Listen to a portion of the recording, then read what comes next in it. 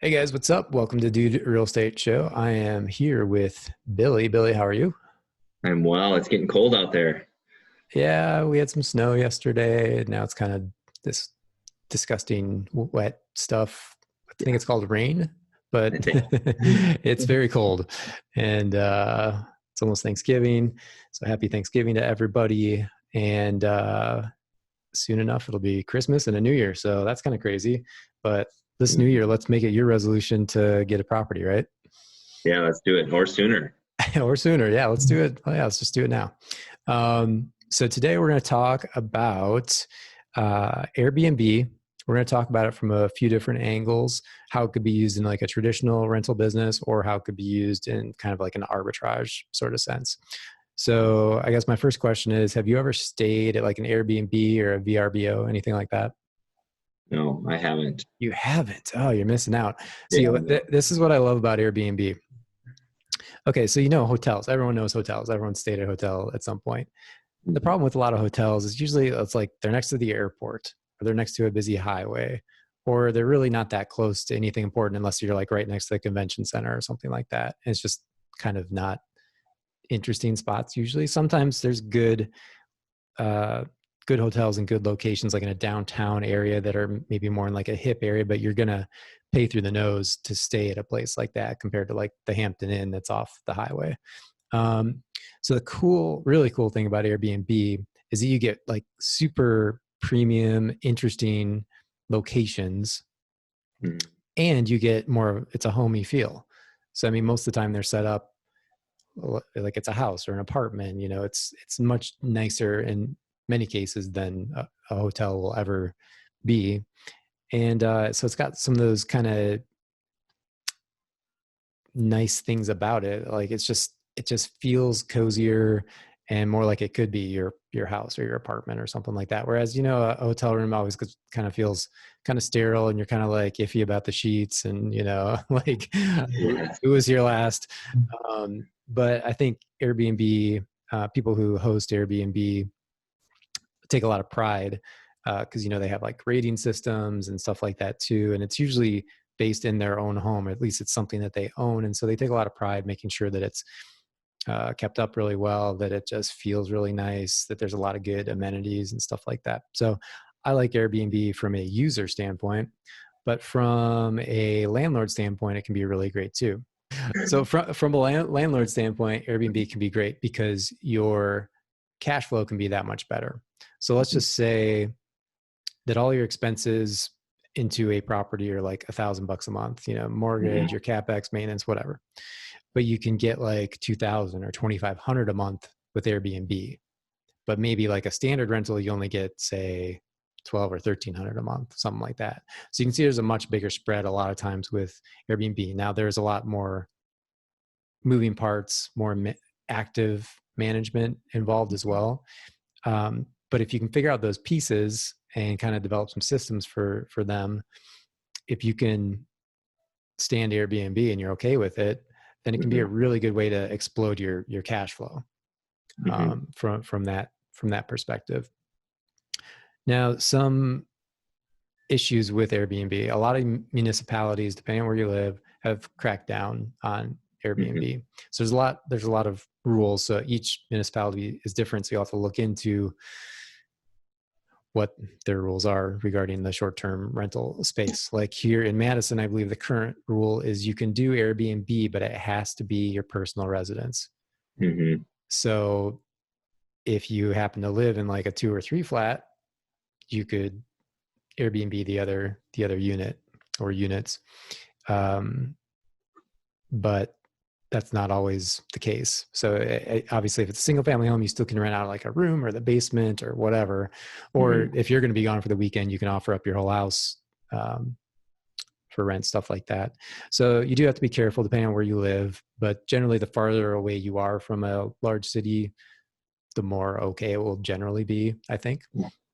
There will be less regulation or no regulation around that. But the hotel industry doesn't really like Airbnb a whole lot. And so they've put a lot of pressure on these municipalities. Um, and obviously, the big thing to talk about now is COVID. Of course, that hit hotels and Airbnb really hard, but I see it coming back. as people are doing some traveling. And I think it'll only get better. So it could be a good time to potentially get into something like that. Mm-hmm. On the other side of the coin, as far as like an arbitrage play. Mm-hmm. So what I mean by that is essentially you don't own the real estate. So you can go talk to Joe Schmo who has a 1-bedroom apartment for rent in like a nice location and just say, hey, look, we're just looking for a corporate rental. That's the language I would use. We're looking for a corporate rental. Is it okay if we are putting in different people over the course of a month or weeks or whatever it is? And if they agree to something like that, you can just sign a lease with Joe Schmo and then Airbnb out the place and make the spread. So again, let's just say it's $1,000 a month, but you can bring in $2,000 a month cash flow with Airbnb. All you need to do is furnish the place and then manage like the reservations and the cleaning and the turnover of the units, obviously all that kind of stuff that goes with some of the higher touch management that's required of an Airbnb. So that's an interesting play because you don't have to own the real estate. It takes a lot less cash. You're signing a lease, and so your risk is much less. I mean, essentially, it's like a sublease. So you have to kind of make sure that, hey, basically, it's a corporate rental, and we're allowed to sublet if possible. So your worst case scenario, Airbnb is not going well, or the city shuts it down. You can still sublet it to a tenant, and you can get out of the lease that way. Or you might just have to buy them out of the lease or something like that. But there's limited downside because everything's getting covered essentially, except for like your initial furniture purchase by your Airbnb guests that are going to be staying there. So the tricky part though is to find those landlords that are willing to do that. Now, if a landlord is really needing someone to, at the end of the day, they just want someone to take care of the property and they want to get paid. And so the argument that I usually make is, look, we're getting this property. First of all, the tenants are vetted very hard because you have like the rating system in place for both essentially the buyer and seller end of the deal. Mm-hmm. And it's getting cleaned every time.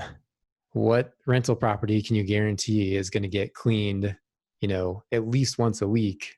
Probably no other. I mean, who knows? I've got a bunch of units in different states. I don't know if they've ever been cleaned. I mean, Yeah.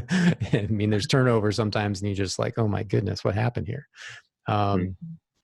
So I think as a landlord myself, if someone came to me, hey, we want to use one of your units as a corporate rental, I'd be like, sign me up. That is totally fine with me. Yeah. If you're paying me and you're taking care of the place, I'm happy. So yeah, those are kind of the two different scenarios that you can think about with owning a rental property or not even owning a rental property. One thing I forgot to mention, when it comes to furniture, let's just say it's a 1-bedroom apartment, something like that. You're probably looking at like $5,000 to furnish the place. You don't have to get like the most high-end stuff. You could even potentially get some used stuff, find stuff pretty cheap. You just kind of decorate it however you want to, and you have the basics there. Find a cleaning service, stuff like that. But there are also some management companies out there that will do Airbnb management. So if you want it to be more hands-off, take some of that away from you, essentially it's like having a property manager. So I think for a lot of places you'll pay, 10% or something like that. Sure. So does this sound interesting to you, or do you want to go more of the traditional route, or do you have questions about some of the Airbnb stuff? I think, well, the first question that came to mind is would you just go to a municipality website to see if they would allow Airbnb, or what kind of the restrictions are around that for wherever you're trying to buy? Right. Yeah. So, and this is just good for anyone that's looking to invest in real estate. Go to the municipality website, look at their code for any kind of rental properties, and it should be buried in there somewhere. They're kind of long and boring, but you can find a section there somewhere. Usually it's searchable, but it's usually like a 200-page PDF or something like that, and it'll be in there somewhere. And if you can't find it or you don't want to take that time, just call the city and just be like, hey, what's your short-term rental policy, all that kind of stuff. Yep. Okay. And then being that it seems like there's a lot less upfront cost to get involved. So your last example, if you're just taking over a lease basically of someone who owns the property and say it's $1,000 a month and it's a 1-bedroom and you can pay about $5,000 to furnish it. So you're all in with 6,000. And if you're able to, do an Airbnb for say $2,000 a month, which obviously it's not as guaranteed as your lease is, during that time, but you could be cash flowing $1,000 a month and pay all that back in less than a year. Right. That's the nice thing. You could scale it pretty quickly if you get good at it. And first of all, I would say, let's just say, yeah, you have that 1,000 number, the 2,000 number. You're still going to have some extra expenses on top of that. So I would say the cash flow would probably be closer to like say 500 a month, but you're still going to be making more than a traditional rental. Sure. But yeah, once you pay off your initial furniture purchase and you get that money back essentially. Yeah. And like, so let's just say you're bringing in 500 a month. In 10 months, you'll have another $5,000. You can go do another one, which is a lot faster than saving up for another rental property. Yeah, 100%. Do you do this with any of your properties? It sounds like nobody's reached. No one's reached out to me personally, and we don't personally offer any Airbnbs through any of it. We did explore this idea of the arbitrage though. So I was looking locally at a couple different spots, reached out to some different landlords, looked at some apartments and stuff like that. And for whatever reason, I stopped. I think I got just busy doing other things, but it's still, I think, a really interesting way to arbitrage and make some money with pretty low upfront costs. So if someone is chomping at the bit to get into real estate, I think this is a good way to do it. And potentially even, some people have scaled this exact business model to hundreds of units. Right. Once they figure it out, then it just goes. Sure. But it could be a way to build up some cash flow, but also build up some knowledge. Because you're going to understand leases, you're going to understand management. I think it's helpful to understand, like the Airbnb or the VRBO platforms. So you're going to learn some things that are going to translate to owning your traditional, duplex too. Got it. Do you see this being a lot more active compared to like the kind of the situation you're in where you own the property and you're renting it out? How much more active do you see it being? I think if you're doing the arbitrage, it's going to be pretty active at first until you develop some systems. But like I said, you can get management as well. So I think the active part of it is going to be finding the properties. Managing it could be active at first until you figure out what systems you need to put in place. Maybe you need to develop some relationships with some people to help you do turnover, especially cleaning service, laundry,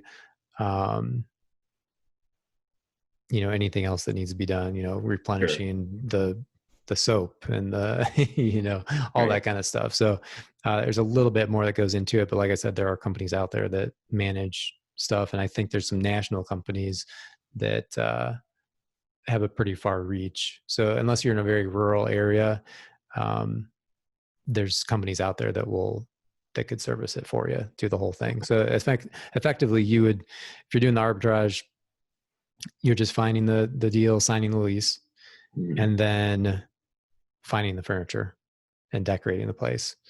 Then you get it set up on Airbnb. And then after that, you could really go many different directions. Got it.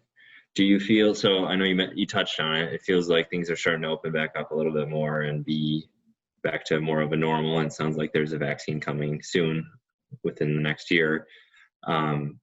Do you feel like it is a safe time to get involved in this, or is there a worry that you're not going to be able to fill those Airbnb locations if people aren't traveling? Right. Yeah. It's definitely kind of tricky right now. With anything, do your due diligence. That's always the bottom line, especially with real estate.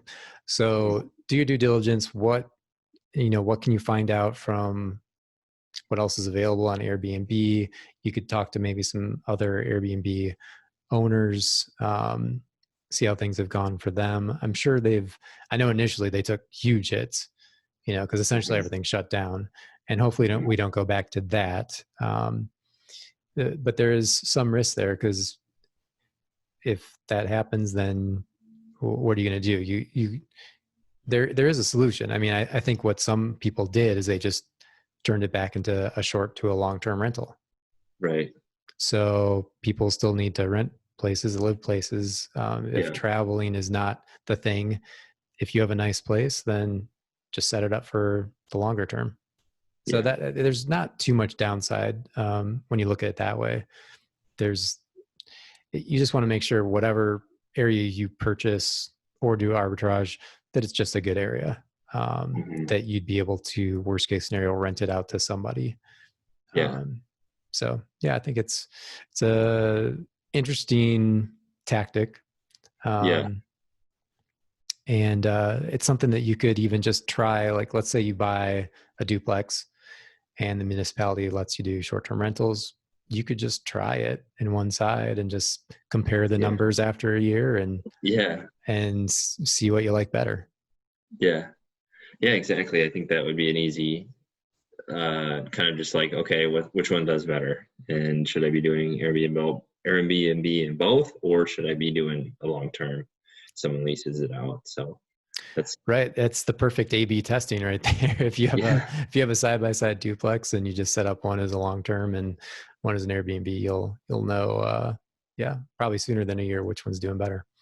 Yeah, exactly.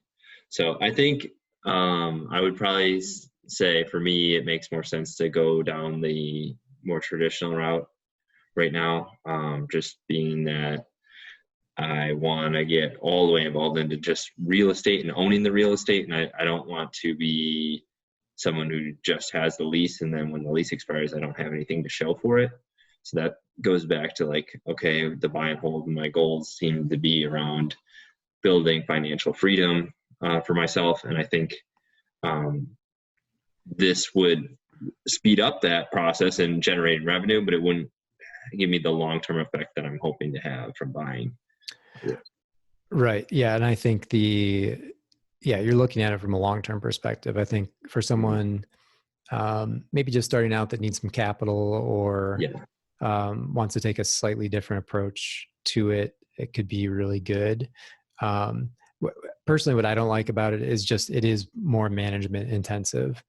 And then it's like, well, I could be hands off, but I have to pay someone else to take care of all of that too. So, it's I think in the ideal situation, like let's just say I bought a threeplex and I lived in one unit, so I'm house hacking.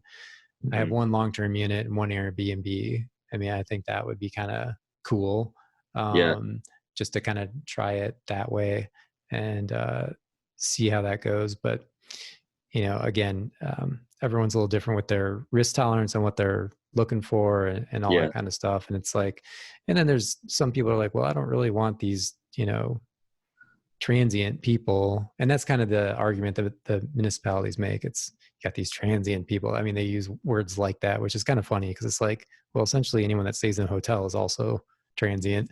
And yet they're defending the hotels. But they just don't, some neighbors don't like different people every other night in the neighborhood. Oh, there's a new car across the street, someone's fiddling with a lock, stuff like that. I get it, that would kind of make some people a little uneasy. But again, with the vetting process that's on Airbnb and some of the safety precautions that you could put in place as well, should mitigate a lot of that. So, but I think that traditionally speaking, and you're going to get more, with the straight up arbitrage, you're not going to get like the tax benefits, the long-term tax benefits of owning a rental property. With Airbnb, if you did an Airbnb and you own the property, you still would. But with the arbitrage, that's almost, think of it more like a flip. You're paying higher taxes on stuff like that. Sure. Where would you put this on like the risk tolerance scale? If you had to go 1 to 5, 5 being the most risky thing you could do in real estate, 1 being the least risky, where would you put this? I think in the current state of things, I'd put it at like a 3. Sure. Just given kind of the COVID uncertainty, I think is the biggest thing. Yeah. I think if you remove that from the equation, it's more like a 4. Like it's just not that. I don't think it's that risky because you have fallback Yeah. options with some of the stuff. Yeah. So the two things that are against it: COVID and municipalities. So those are the two risks. They're hard to mitigate against those, except just don't have a unit that's any municipality that doesn't allow short-term rentals. There's nothing you can do about a pandemic really. So that's just a black swan event, and it's just everyone's dealing with it. Yeah. So I don't think there's a ton of risk. It's more of like, does it sound interesting? Would you like to make an extra couple $100 a month or a few $100 a month, or do you want less management headaches potentially and just go more the traditional route? Yeah.